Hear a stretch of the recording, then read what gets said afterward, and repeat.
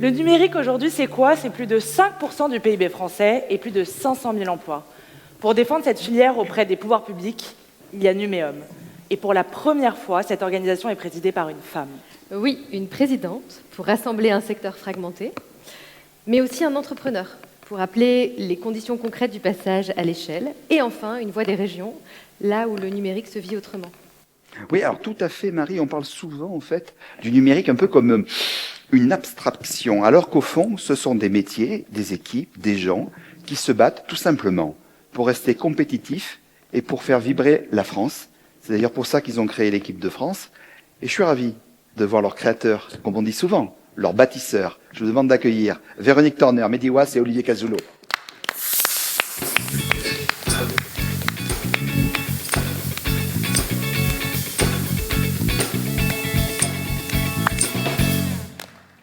Quelle équipe! Quelle équipe! Vous avez l'équipe de France. Vous vous rappelez 98, ils ont été champions du monde. C'est eux. Eh oui, applaudissez-les. Et puis ils nous ont projetés dans un nouveau siècle. Et à chaque fois, vous nous projetez. Vous nous métamorphosez. Ce que vous avez fait de Numéum, champion. Véronique, tu tiens la ligne pour rassembler et donner une direction. Mehdi, Olivier, vous mettez vraiment les mains dans le moteur. Et c'est l'essentiel, parce que la transformation ne se joue pas à Paris, mais partout sur le terrain. Vous êtes 3 chefs d'entreprise. Il y a un point qui vous caractérise énormément, c'est le cœur, le travail, les valeurs.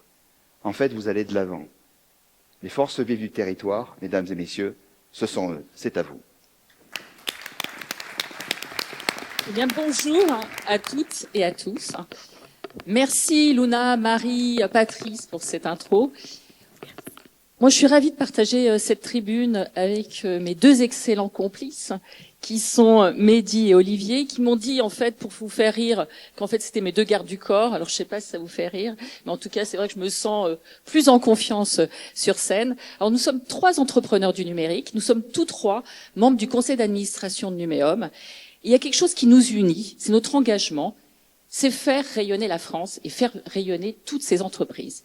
Et pas uniquement les entreprises du numérique, mais bien toutes les entreprises de tout secteur et de toute taille. Parce que oui, le numérique est partout.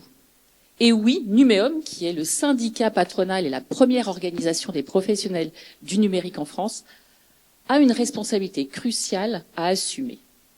Alors, on a décidé, tous les 3, de vous partager 3 convictions, 3 clés pour bâtir l'avenir. La première, c'est que le numérique, c'est un levier de compétitivité. Mais ça, je pense que vous le savez parce qu'on le dit depuis quelques années. Mais ce que vous savez moins, c'est que c'est aussi un rempart sur la résilience. Alors sur la compétitivité, c'est sûr, on est à l'aube aujourd'hui d'une énorme révolution. Un véritable game changer, qui est l'intelligence artificielle. C'est pas une mode. C'est vraiment quelque chose qui transforme nos entreprises.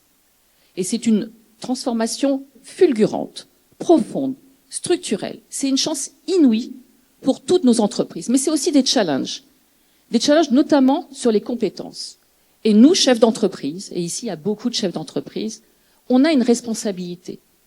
C'est de pouvoir accompagner avec audace toutes nos équipes dans cette transformation. Et ça a été dit à plusieurs reprises, notamment la jeunesse. Il faut absolument que notre jeunesse puisse intégrer nos entreprises avec des processus d'intégration qui sont différents. Parce que c'est vrai que l'intelligence artificielle a tendance un peu à automatiser les tâches qu'on confie à des juniors. Et ça fait partie de notre responsabilité de tendre la main à la jeunesse. La résilience, on en parle de plus en plus parce que l'actualité nous rattrape et qu'on a un contexte géopolitique qui est sous tension. Et aujourd'hui, la technologie, c'est un instrument de puissance, mais c'est aussi un facteur de vulnérabilité.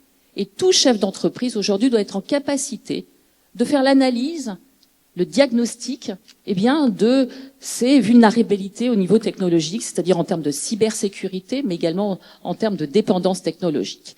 Et aujourd'hui, c'est plus une option. C'est une obligation de s'intéresser à ces sujets de résilience. Et donc, il faut coupler compétitivité et innovation avec les sujets de résilience. C'est une question de souveraineté économique. Le deuxième message qu'on voulait vous partager, c'est qu'il faut qu'on voit grand. Il faut qu'on raisonne Europe. Et l'Europe du numérique, elle doit porter haut et fort nos valeurs humanistes. Il y a une troisième voie à créer entre la Chine et les États-Unis. Et cette voie, c'est un numérique responsable. Alors c'est quoi le numérique responsable? C'est un numérique à impact positif sur le plan économique, mais également social, sociétal et environnemental. Et puis le troisième message, c'est le jeu collectif. Parce qu'en fait, on ne peut pas réussir à relever tous ces challenges, tous ces défis sans jeu collectif. Et ce jeu collectif, il doit s'orchestrer au niveau des territoires, au niveau national, au niveau européen et au niveau international. Et je vais laisser la main à Olivier qui va vous parler, parce que c'est un peu le local. Le régional de l'État. Exactement. Et puis Mehdi qui vous parlera, parce que sa boîte est dans plein de pays, il vous parlera de l'international. Oui, je suis l'Africain. Alors avant tout, moi je voudrais, 50 ans on a attendu pour avoir une présidente, et en 3 ans, elle a transformé le syndicat, et je voudrais vraiment qu'on l'applaudisse. Véronique. Moi je suis fan. Alors moi je suis là pour vous parler de la région. Je suis Olivier Casulot, entrepreneur dans le numérique. Je suis implanté ici et j'y suis farouchement attaché à cette région et je porte le flambeau de Numéum depuis plus de 10 ans au sein de cette magnifique région et ça m'a donné envie de m'investir au niveau national. Cette région, je voudrais dire qu'elle a toute la couleur et la saveur d'une Silicon Valley de sud de l'Europe. Et c'est sur ce message-là, moi, que je voudrais insister. Au travers de 2 exemples. La région de Sophia Antipolis d'abord. Et puis celle, bien sûr, de notre territoire d'Aix-Marseille. Sophia, c'est une terre d'innovation, c'est une terre de R&D. Depuis 54 ans, à Sophia, on crée 1000 emplois par an de manière continue et discontinue. Et ça, c'est quelque chose d'essentiel qu'il faut avoir à l'esprit dans l'IoT, dans l'embarqué et maintenant dans la data et dans l'IA. Sur ce territoire, à Aix-Marseille, on a des fleurons internationaux dont on est si fiers. Je pense bien sûr à la CMA-CGM, je pense bien sûr à Airbus Hélicoptère, à tant d'autres.